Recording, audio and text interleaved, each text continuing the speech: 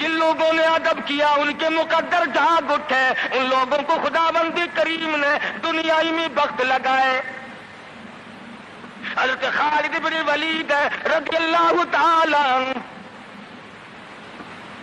اطلاع دی گئی، خبر ملی کہ عیسائی سردار عیسائی بادشاہ 1.5 لاکھ کے قریب فوج لے کر مسلمانوں پہ حملہ کرنے کے لیے آیا ہے۔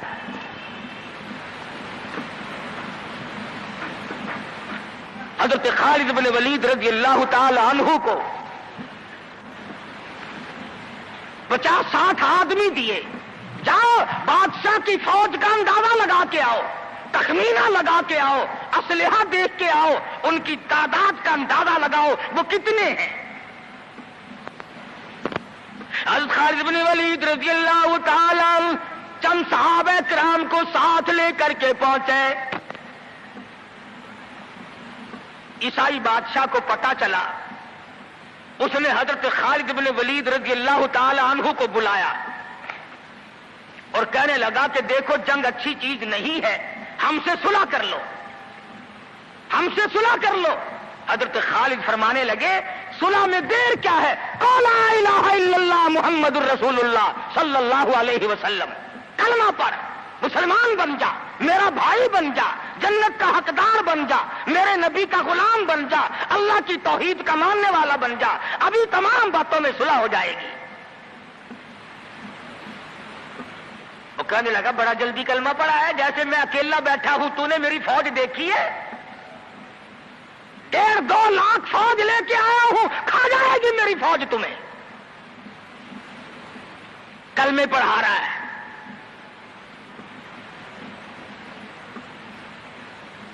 حضرت خالد کو کہنے لگا تجھے پتا نہیں تو کس کے سامنے کھڑا ہے؟ فرمایا ہاں، ایک عیسائی کافر کے سامنے کھڑا ہوں۔ وہ کہنے لگا ہے کوئی جلاد؟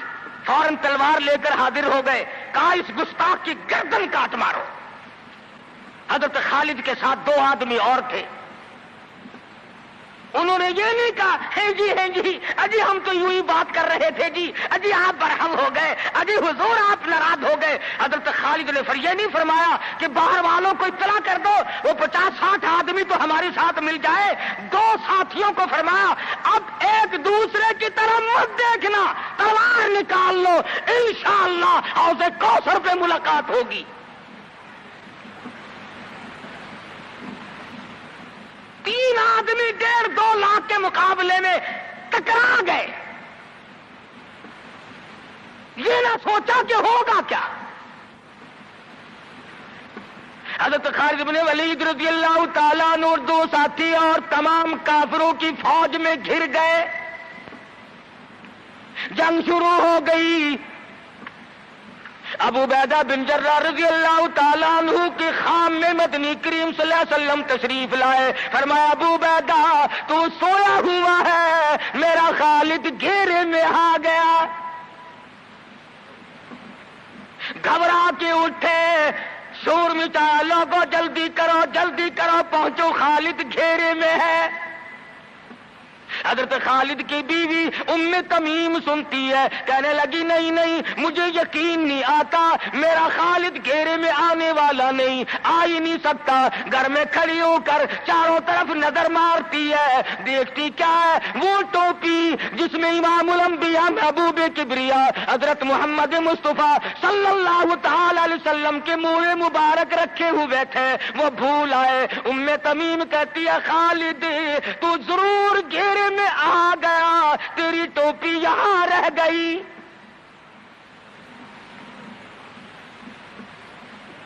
ام تمیم نے ٹوپی لے کر کے شور نہیں مچایا، کپڑے نہیں پھاڑے، چہرہ نہیں نوچا، ابو عبیدہ کے پاس نہیں آئی، بغل میں ٹوپی دبائی، برقع اوڑھا، گھوڑے پہ سوار ہوئی، تلوار لے کر گھوڑے کو سر پٹ چھوڑ دیا۔ صحابہ دیکھ رہے تھے، ارے یہ کون ہے، یہ کوئی جاسوس معلوم ہوتا ہے، اسے پکڑو۔ صحابہ نے گھوڑے دوڑائے، گھیرے میں لے لیا، پوچھا برقع پوش تو کون ہے؟ کہنے لگی نہ چھیڑو، خالد کی بیوی ام تمیم ہوں۔ تو کہاں چلی ہے؟ کہنے لگی میرا خالد گھیرے میں آ گیا، ٹوپی گھر پہ بھول گیا، وہ پہنچانے چلی ہوں، ہمیں دے دے ہم پہنچا دیں گے، تو عورت ذات ہے۔ کہنے لگی خالد کی جو قدر میں جانوں تم نہیں جانتے، جان دے دوں گی مگر ٹوپی کسی کو نہ دوں گی۔ نکل پڑی، آ کے دیکھا تلواریں چل رہی ہیں، گاجر مولی کی طرح آدمی کٹ رہے ہیں، حضرت خالد بن ولید بیچ میں ہے، ام تمیم نے تلوار نکال کر چلانی شروع کر دی، گاجر کی طرح لوگوں کو کاٹ مارا۔ خود حضرت خالد کہتے ہیں او میرے ساتھیوں، اس نوجوان کو پہچانو، اس برقع پوش کو پہچانو، اس نقاب پوش کو پہچانو، یہ کون ہے؟ جب سامنے گئی نقاب اٹھا کے کہنے لگی خالد تیری بیوی ام تمیم ہو، یہ ٹوپی بھول آئے ہو، پہنچانے آئی ہو۔ اور کراچی کے مسلمانوں تم نے کبھی سوچا نہیں خالد کے سر پہ نبی کی ٹوپی نہیں، جس میں نبی کے بال رکھے ہوئے تھے وہ گھیرے میں آ گئے۔ آج تیرے پاس قرآن نہیں، تو گھیرے میں ہے۔ وہ ٹوپی گھر پہ بھول آیا تھا، تو قرآن کو مسجد میں قید کر کے آیا، آج تو کفر کے لرزے میں پھنسا ہوا ہے، تو گھیرے میں ہے، تجھے کوئی نہیں نکال سکتا اللہ کے قرآن کے سوا۔ تم کتنی عسکری طاقت بڑھاؤ، تم تعداد بڑھا لو، تم چھوٹے بڑے زور لگاؤ، کتنی تم کوشش کرو، خدا کی قسم جب تک تم اللہ کا قرآن لے کر کے نہیں بیٹھتے اس وقت تک تمہارا گھیرا نہیں ٹوٹ سکتا۔ تم نے اللہ کے قرآن کو مسجد میں قید کر دیا۔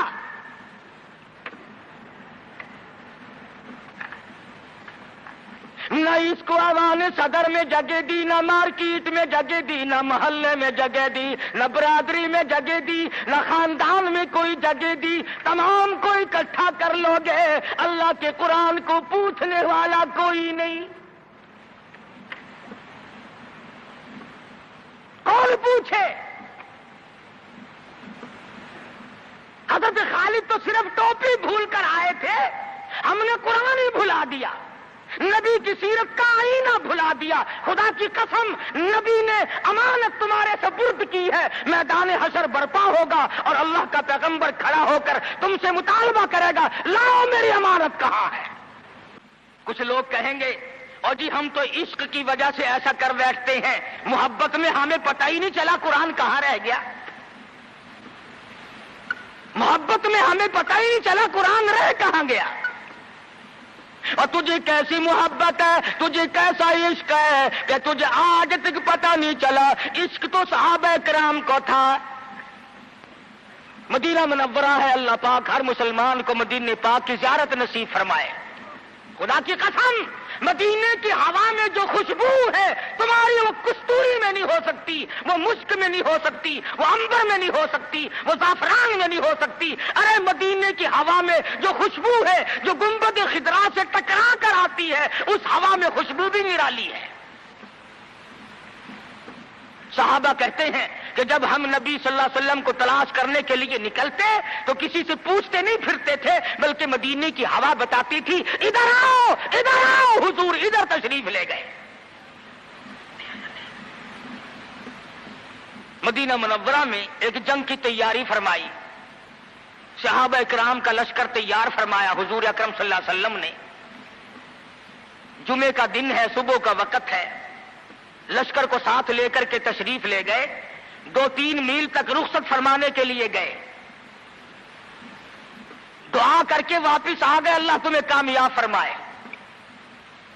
صحابی ہے حضور اکرم، سب کہہ دو صلی اللہ علیہ وسلم کا۔ آؤ عشق کی بات تمہیں بتاؤں۔ حضور اکرم صلی اللہ علیہ وسلم نے روانگی کے وقت فرما دیا، توجہ کرنا، لشکر کو رخصت کرتے وقت فرما دیا، اور میرے دیوانوں اور پروانوں اور میرے جانثاروں بات سنو، پہلے جھنڈا جعفر طیار رضی اللہ تعالیٰ عنہ کے ہاتھ میں دینا، پھر جھنڈا عبداللہ ابن روا کے ہاتھ میں دینا، پھر جھنڈا اسامہ بن زید کے ہاتھ میں دینا۔ حضور کے کلام کی مراد کو اگر صحابہ نہیں جانتے تو کون جانتا ہے؟ سمجھ گئے صحابہ کہ جعفر طیار شہید ہوں گے، یہ جو حضور نے فرمایا پھر اس کو دینا، پھر اس کو دینا۔ حضور صلی اللہ علیہ وسلم کے کلام کی، فرمان کی، ارشاد کی مراد اور منشا غرض و غائب صحابہ سمجھ گئے کہ جعفر طیار شہید ہوں گے، اور پھر عبداللہ بن روا بھی شہید ہوں گے، اور اسامہ بن زید بچ کے آئیں گے۔ صحابہ کا تجربہ تھا حضور کے کلام کو سمجھنے کے لیے۔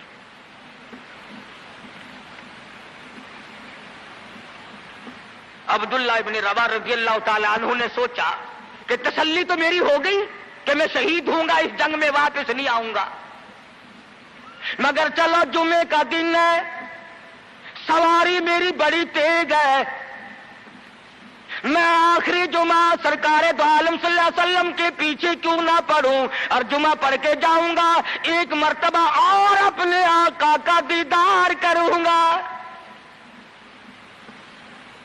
واپس مدینے میں آئے، گھر نہ گئے، بیوی بچوں میں نہ گئے، باغ و بہار میں نہ گئے، فصل باڑی میں نہیں گئے، لوگوں میں نہیں گئے، سیدھے مسجد نبوی میں تشریف لائے۔ جمعے کی نماز کے بعد مدنی کریم صلی اللہ علیہ وسلم سے سلام کیا۔ حضور نے فرمایا عبداللہ میں نے تو تجھے صبح رخصت کیا تھا لشکر کے ساتھ، تجھے صبح روانہ کر دیا تھا، تو چلا گیا تھا فوج کے ساتھ۔ عرض کیا یا رسول اللہ میرے ماں باپ قربان ہو جائیں، آپ کے فرمان سے میں نے یہ اندازہ لگایا کہ میں شہید ہو جاؤں گا، میرا یہ آخری جنگ ہے، یہ آخری جہاد ہے۔ میرے دل میں ایک بات آئی، آج جمعے کا دن ہے، اپنے آقا کے پیچھے جمعہ بھی پڑھوں، آخری جمعہ پڑھوں اور آخری دیدار کر کے جاؤں۔ اب تھوڑے سے مجھے آپ بول کے بتائیں عبداللہ ابن رواح کا یہ عشق ہے کہ نہیں؟ کوئی ڈر کی بات نہیں، کوئی خوف کی بات نہیں، بیوی بچوں کی محبت نے نہیں کھینچا، باغوں کو دیکھنے نہیں گیا، بچوں سے ملاقات کے لیے نہیں گیا۔ ارے حضور کا عشق ہے، کہتا آخری جمعہ، آخری دیدار، آخری ملاقات۔ اور عرض کیا میرے آقا میں اپنے ساتھیوں کو جا ملوں گا، میری سواری بڑی تیز ہے۔ امام الانبیاء محبوب کبریا حضرت محمد مصطفیٰ صلی اللہ علیہ وسلم کا چہرے انور سرخ ہو گیا۔ فرمایا عبداللہ تو ساتھیوں کو نہیں مل سکتا، نہیں مل سکتا، جب تیرے ساتھی جنت میں جائیں گے 500 سال بعد میں بہشت میں جا سکے گا۔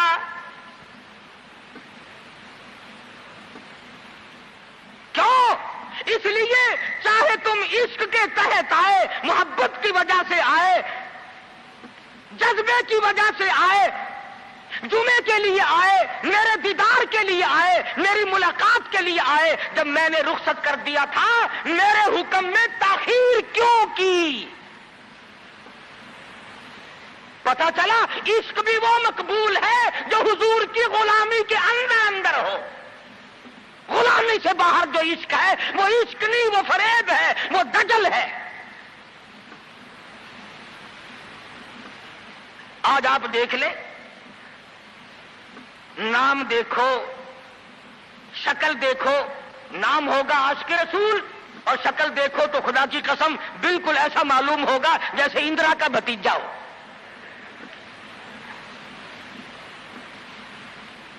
پہچان نہیں سکے گا آدمی۔ کیا کر سکتا ہے آدمی شکل میں؟ صورت نہیں، سیرت نہیں، لباس نہیں، اخلاق نہیں، کردار نہیں، تمام چیزوں کا تختہ نکال کے رکھ دیا ہے۔ اور آج قوم اسی وجہ سے مصیبتوں سے دوچار ہے، وہ نرغے میں پھنسی ہوئی ہے، وہ نکل نہیں سکتی، وہ سہارا ڈھونڈ رہی ہے مادی قوت کا۔ حضور ناراض ہو گئے صلی اللہ علیہ وسلم۔ صحابی کہتے ہیں میں چاہتا تھا زمین پھٹ جائے، مجھے لقمہ بنا کر نگل جائے۔ صحابی کہتا ہے مجھے زندگی تلخ لگنے لگی، ہائے میرے آقا مجھ سے ناراض کیوں ہو گئے؟ عبداللہ بن روا تشریف لے گئے، گھر پھر بھی نہیں گئے، بال بچوں میں پھر بھی نہ گئے، اور جا کر کے جہاد میں شریک ہو گئے۔ 3 دن گزر گئے، کوئی چیز حلق میں نہ گئی، کمر سیدھی نہیں ہو سکتی تھی، جنگ سخت تھا، لڑائی شدید تھی، تلواریں چل رہی تھی۔ عبداللہ بن روا فرماتے ہیں مجھے بھوک لگی، سیدھا کھڑا نہیں ہو سکتا تھا، مجھے یاد آیا میرے تھیلے میں گوشت کے خشک ٹکڑے موجود ہیں، میں ان کو منہ میں لے کر ذرا چوسنے لگا، مجھے مدینے کا باغ یاد آیا، مجھے بیوی یاد آئی، مجھے اولاد یاد آئی۔ اے نبی کے دیوانے کا طرز زندگی دیکھ۔ صحابی کہتا ہے میں نے انگلی حلق میں ڈال کر وہ بوٹی باہر نکال دی، کہا اچھا میں تجھے کچھ کھانے کے لیے دینے لگا ہوں تو یہاں بیٹھ کر گھر یاد آیا، کھڑے ہو گئے اور فرمانے لگی اور میری بیوی اور تمہیں طلاق ہو، اور میرے باغ بہار جاؤ، اسلام کے لیے وقف ہو تم آج کے بعد میرے نہیں۔ کسی نے پوچھا کیا کہہ رہے ہو؟ فرمایا ہاں ہاں، نقشہ سامنے کیوں آیا؟ آخری وقت میں دنیا کا نقشہ میری آنکھوں میں کیوں کھینچا؟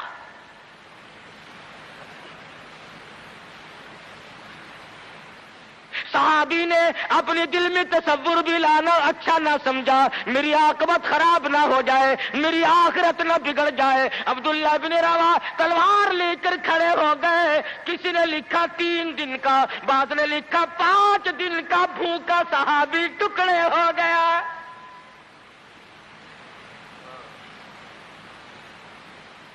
یہ تھا عشق جسے عشق کہا جاتا ہے، لیکن حضور کی اندازہ لگاؤ حکم میں تاخیر کی وجہ سے 500 سال بعد کو بہشت میں جا سکے گا، اور جنہوں نے حضور کے احکام کو سرے سے ٹھکرا دیا، سرے سے ماننا ہی نہیں، انکار کر دیا، اب یہ فیصلہ تم کرو، اب یہ فتویٰ تم دو کہ وہ جنت میں کب جائیں گے۔